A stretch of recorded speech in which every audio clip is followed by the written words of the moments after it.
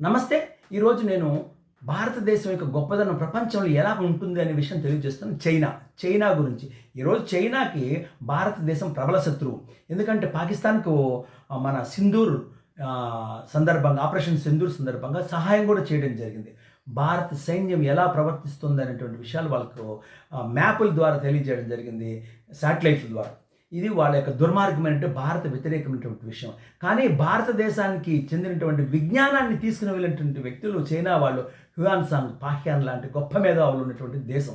అంతేకాకుండా భారతదేశం నుంచి బోధి ధర్ముడి ద్వారా చైనాకి వెళ్ళడం జరిగింది. ఇది ముఖ్యమైన విషయం. ఈ విషయాలే కాకుండా చైనాలో చైనా భాషలో ఏమంటారు, టియాన్జున్ అంటారన్నమాట. TIANZHU టియాన్జున్ అంటారన్నమాట. అంటే టియాన్జున్ అంటే ఏమర్థం అంటే స్వర్గభూమి, స్వర్గస్థానము అని అర్థం అన్నమాట. అంటే ప్రపంచంలో స్వర్గానికి ప్రతిరూపం భారతదేశం అని చెప్పినటువంటి గొప్ప దేశము చైనా. ఈ గొప్ప దేశం గురించి అంత గొప్పగా చెప్పింది. ఇంకా ఎప్పుడైతే మావో జుడాంగ్ అనేటువంటి వ్యక్తి కమ్యూనిజాన్ని ప్రవేశపెట్టాడో అప్పటి నుంచి చైనాలో విపరీతమైన వాదనలు పెరిగిపోయి చివరికి పిండస్థ శిశువులను చంపి తినేంత పరిస్థితి. పిండస్థ శిశువులు అంటే మానవ పిండస్థ శిశువులు చంపినటువంటి పరిస్థితి, పక్షులు చంపి తిన్న పరిస్థితి, వీలైతే మనుషులను కూడా బ్రతికి ఉండగానే చంపి తినేటువంటి పరిస్థితి వాళ్ళ దగ్గర.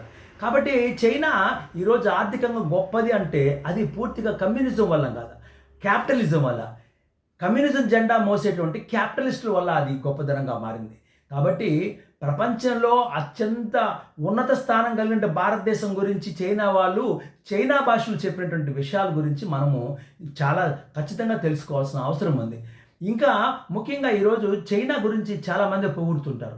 చైనా ఒకప్పుడు గొప్ప దేశము, కానీ ఇప్పుడు చైనా కుటిల దేశము.